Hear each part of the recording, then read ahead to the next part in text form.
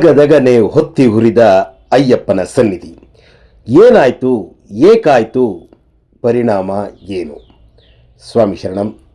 ಶಬರಿಮಲೆ ಸ್ವಾಮಿ ಅಯ್ಯಪ್ಪನ ಪೂಜೆಯಲ್ಲಿ ಬಹುಮುಖ್ಯವಾಗಿ ಭಜನೆಗೆ ನಾವು ಪ್ರಾಧಾನ್ಯತೆ ನೀಡ್ತೀವಿ. ಆ ಭಜನೆ ಕಾರ್ಯಕ್ರಮದಲ್ಲಿ ಆ ಸ್ವಾಮಿ ಅಯ್ಯಪ್ಪನ ದೀಪಾರಾಧನೆ ಮತ್ತು ಆರತಿಯನ್ನು ಮಾಡಬೇಕಾದ್ರೆ ನಾವು ಕರ್ಪೂರವನ್ನು ಹಚ್ಚಿ ನಮ್ಮ ಮೈ ಮರೆತು ಭಜನೆಯನ್ನು ಮಾಡ್ತೀವಿ.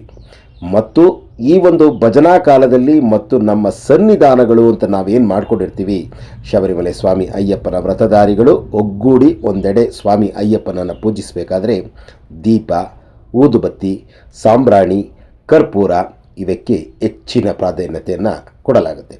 ಸ್ವಾಮಿ ಶರಣಂ. ಬೆಂಕಿಯ ಗುಣ ಸುಡುವಂಥದ್ದು. ಆ ಬೆಂಕಿಯೊಡನೆ ನಾವು ಯಾವ ರೀತಿ ಅದನ್ನು ಉಪಯೋಗಿಸಿಕೊಳ್ಳಬೇಕು, ಹಾಗೆ ಉಪಯೋಗಿಸಿಕೊಂಡಾಗ ಮಾತ್ರ ಅದರಿಂದ ಸುರಕ್ಷತೆ ಮತ್ತು ಎಚ್ಚರ ತಪ್ಪಿದರೆ ಅಪಾಯ. ಕಳೆದ ವರ್ಷ ಹುಬ್ಬಳ್ಳಿಯಲ್ಲಿ ಒಂದು ಸಿಲಿಂಡರ್, ಆ ಒಂದು ಅಗ್ನಿ ಅವಘಡ ಏನು ನಡೆಯಿತು, ಸಿಲಿಂಡರ್ ಮತ್ತು ಬೆಂಕಿಗೆ ಆ ಒಂದು ದೀಪ ಆ ಸಿಲಿಂಡರ್ಗೆ ಸೋರುತ್ತಿದ್ದ ಸಿಲಿಂಡರ್ಗೆ ಹತ್ತಿಕೊಂಡು ಭಾಳಷ್ಟು ಸ್ವಾಮಿಗಳು ಶರಣಾಗಿದ್ದರು. ಅದು ಹಸಿಯಾಗಿಯೇ ಇರಬೇಕಾದ್ರೆ ಹುಬ್ಬಳ್ಳಿಯಲ್ಲಿ ಮತ್ತೊಂದು ಘಟನೆ ನಡೆದಿದೆ. ಆದ್ದರಿಂದ ಪ್ರತಿಯೊಂದು ಸ್ವಾಮಿಗಳು ತಮ್ಮ ತಮ್ಮ ವೆರಿಗಳಿರಬಹುದು, ಸನ್ನಿಧಾನಗಳಿರಬಹುದು, ದೀಪವನ್ನು ಹೊತ್ತಿಸುವ ಆ ಒಂದು ಸ್ವಾಮಿಗಳು ದಯಮಾಡಿ ಆ ಒಂದು ಸುತ್ತಮುತ್ತಲ ಏನೇನು ವಸ್ತ್ರಗಳನ್ನು ಇಟ್ಟಿರ್ತೀರಾ ಅಥವಾ ಆ ಬೆಂಕಿಗೆ ಬಹಳ ಆಕರ್ಷಿತವಾಗುವ ವಸ್ತುಗಳನ್ನು, ಯಾವುದೇ ವಸ್ತುಗಳನ್ನು ಇಡಬೇಡಿ. ಮತ್ತು ಜೋಪಾನವಾಗಿ ದೀಪವನ್ನು ಎಲ್ಲಿ ಹಚ್ಚಬೇಕು, ಹೇಗೆ ಹಚ್ಚಬೇಕು, ಮತ್ತು ರಾತ್ರಿಯ ಸಮಯದಲ್ಲಿ ಆ ಒಂದು ನೀವು ನಿದ್ರಾ ಸಮಯದಲ್ಲಿ ಹೋದಾಗಲೂ ಕೂಡ ದೀಪ ಉರಿತಾ ಇದ್ದಾಗ ನಿಮಗೆ ಅರಿವಿಲ್ಲದಂತೆಯೇ ಕೈಕಾಲುಗಳ ಸ್ಪರ್ಶ ಆಗ್ಬೋದು, ಅಥವಾ ಕಳೆದ ವರ್ಷದ ಘಟನೆಯನ್ನು ನಾವು ನೆನೆಸ್ಕೊಂಡಾಗ ಭಾಳಷ್ಟು ಎಚ್ಚರ ವಹಿಸಬೇಕಾದ್ದು ಅನಿವಾರ್ಯ. ಆದ್ದರಿಂದ ನಿಮ್ಮ ವೆರಿಗಳಲ್ಲಿ, ಸನ್ನಿಧಾನಗಳಲ್ಲಿ ದೀಪವನ್ನು ಹಚ್ಚುವಾಗ ಮತ್ತು ಇಂತಹ ಕರ್ಪೂರದ ಆರತಿಯನ್ನು ಬಳವಾಗ ನಮಗರಿವಿಲ್ಲದಂತೆ ನಮ್ಮ ಸಂಭ್ರಮ, ಆ ಭಗವಂತನ ಮೇಲಿನ ಆನಂದ, ಮೈಮರೆತು ನಾವು ಕರ್ಪೂರವನ್ನು, ಆರತಿಯನ್ನು ಹೇಗೇಗೋ ಬೇಕಾದರೂ ಮಾಡುವಂತಹ ಒಂದು ದೃಶ್ಯಗಳನ್ನು ನಾವು ನೋಡ್ತೀವಿ. ಅದೆಲ್ಲವೂ ಭಕ್ತಿಯ ಪರಾಕಾಷ್ಠೆ ಎಂದರೂ ಕೂಡ ನಾವು ಎಚ್ಚರ ವಹಿಸಬೇಕಾದ್ದು ಅನಿವಾರ್ಯ. ಏಕಪ್ಪ ಅಂದರೆ ಹುಬ್ಬಳ್ಳಿಯಲ್ಲಿ ಇಂದು ಮತ್ತೊಂದು ಘಟನೆ ನಡೆದಿದೆ.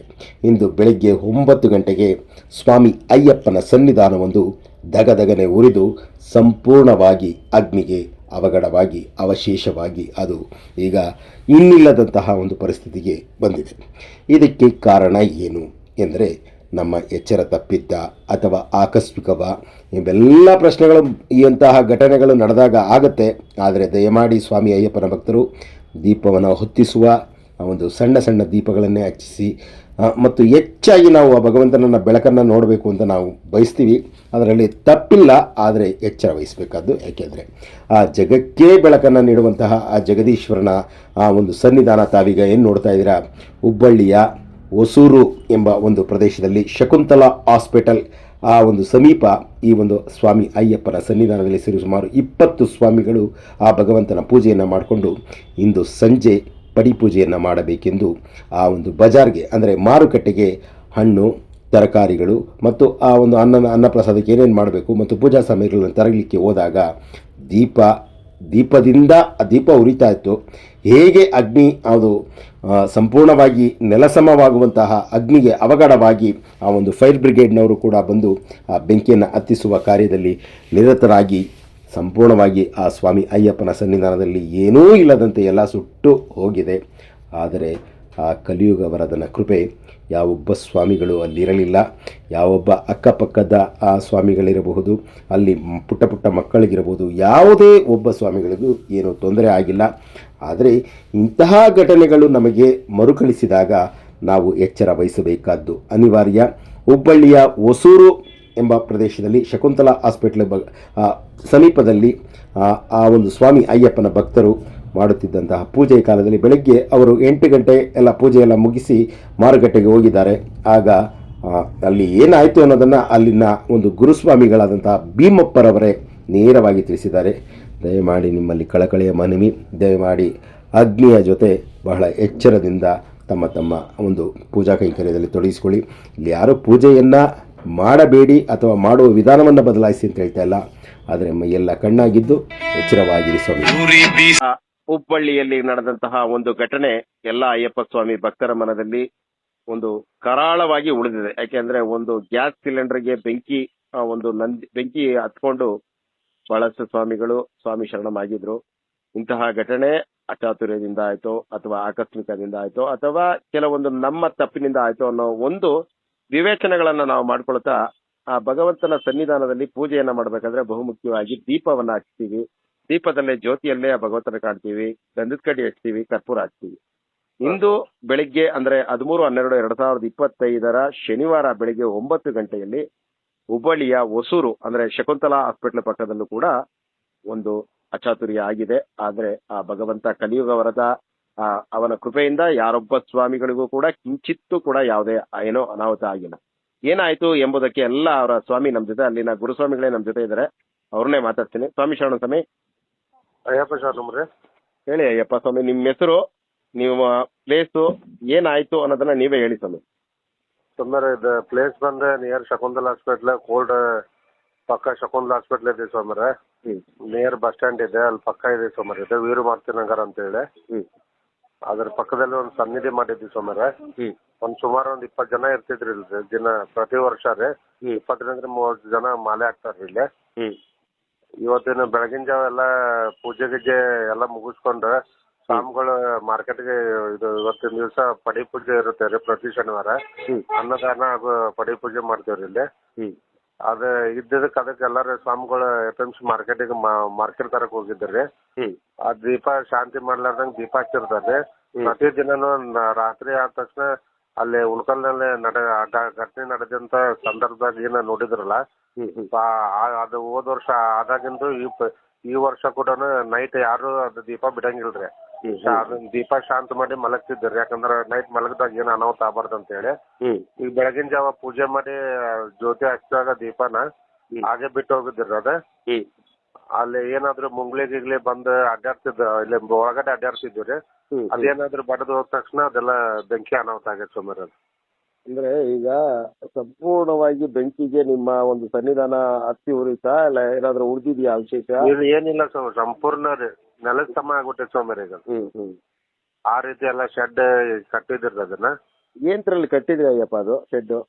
ಅದು ಸಿಮೆಂಟಿನ ಸೀಟ್, ತಗಡಿನ ಸೀಟ್ ಹಾಕಿ ಎಲ್ಲ ಮುಂಡಗಿಂಡ ಹಾಕಿ ಕಟ್ಟಿದಿವ್ರಿ. ಅದ ಒಂದೂವರೆ 2 ಲಕ್ಷ ರೂಪಾಯಿ ಖರ್ಚು ಮಾಡಿ ಮಾಡಿದಿರಿ ಅದನ್ನ. ಅಂದ್ರೆ ಈಗ ಅಯ್ಯಪ್ಪನ ಪೂಜೆಗೆ ಅಂತಾನೆ ಸನ್ನಿಧಾನ ತಾತ್ಕಾಲಿಕವಾಗಿ ಒಂದು ಖಾಲಿ ಜಾಗದಲ್ಲಿ ಮಾಡ್ಕೊಂಡಿದ್ರಿ?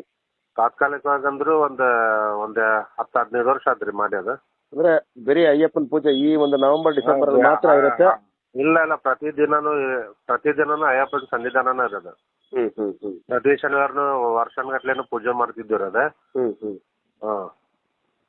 ಈಗ ಗುರುಸ್ವಾಮಿಯಾಗಿ ನಿಮಗೆ ಇದೊಂದು ಅಚಾತುರ್ಯ ಆಗ್ಬಿಡ್ತು, ನಿಮ್ಮ ಮನಸ್ಸಿನಲ್ಲಿ ಎಲ್ಲೋ ಇದು ಅಪಶಕನ ಅಂತ ಕಾಡುತ್ತಾ, ಇಲ್ಲ ಇದು ಅಚಾತುರ್ಯವಾಗಿ ಆಗಿತ್ತು ಅಂತೀರಾ? ಯಾವ ರೀತಿ ಜನಗಳಿಗೆ ಏನಂತ ಸಂದೇಶ ಕೊಡ್ತೀರಾ ನೀವು? ಏನಿಲ್ಲ ಸೋಮರ, ಇನ್ಮೇಲೆ ಬೇರೆ ಸನ್ನಿಧೊಳಗೆ ಏನ ದೀಪ ಏನ್ ಜ್ಯೋತಿ ಹಚ್ತಾರಲ್ಲ ಸೋಮರ, ನೈಟ್ ಆದ ತಕ್ಷಣ ಜ್ಯೋತಿ ಒಂದ್ ಶಾಂತಿ ಮಾಡಿ ಮಲ್ಗೋದೊಂದು ಇದು ಆಗ್ಬೇಕ್ರಿ ಸೋಮರ. ಆನಂತರ ಪ್ರತಿದಿನ ಸ್ವಾಮಿಗಳು ಸ್ವಲ್ಪ ಎಚ್ಚರಿಕೆ ವಹಿಸಿ ಅದ ದೀಪಾನ ಸ್ವಲ್ಪ ಕಾಯ್ಕೊಂತ ನಮ್ ಕಪ್ಪು ಬಟ್ಟೆನೆ ನಮ್ ಮಾಲಾದಾರ ಹಾಕೊಂತಾರಲ್ರಿ, ಆ ಬಟ್ಟೆನ ಕೆಳಗಡೆ ಹಾಕ್ತಿರ್ತೇವಲ್ಲ, ಕರ್ಪೂರ ಆಗ್ಲಿ ದೀಪ ಆಗ್ಲಿ ಸ್ವಲ್ಪ ದೂರ ಮಾಡಿ ಇಡುವಂತದ್ದು ಇದು ಮಾಡ್ಬೇಕು ಸೋಮರ.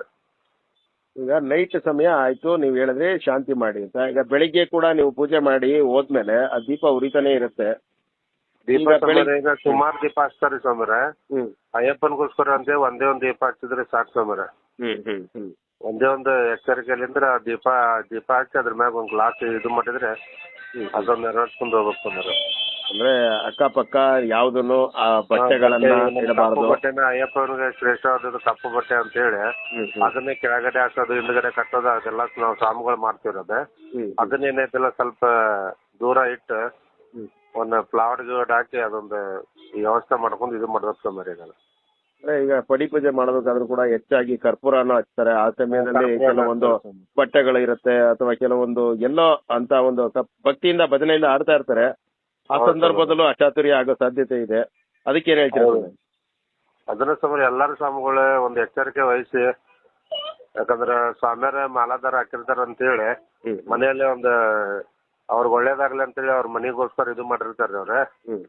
ಅದು ಯಾವ್ದೇ ರೀತಿ ಅನಾಹುತ ಆಗ್ಲಾರ್ದಂಗ ಇರೋ ಸ್ವಾಮಿಗಳು ಎಚ್ಚರಿಕೆ ವಹಿಸಿ ಅವ್ರ ಮನೆಯಲ್ಲೇ ಅವ್ರ ಏನು ಬೇಡಿಕೆ ಏನಿರ್ತಾವಲ್ಲ ಅದನ್ನೆಲ್ಲ ಅಯ್ಯಪ್ಪ ಸ್ವಾಮಿ ಅವ್ರಿಗೆ ನಡೆಸ್ಕೊಡ್ಲಿ ಅಂತೇಳಿ ಅದರಿಂದ ಅಯ್ಯಪ್ಪಗೊಂದು ಕೆಟ್ಟ ಹೆಸರು ಬರ್ಲಾರ್ದಂಗೆ ಇವ್ರು ಹುಷಾರಿಂದ ನಡ್ಕೊಂಡು ಹೋಗ್ಬೇಕಂತೇಳಿ ಇದೊಂದು ಹೇಳಕ್ ಇಷ್ಟಪಡ್ತೀವಿ.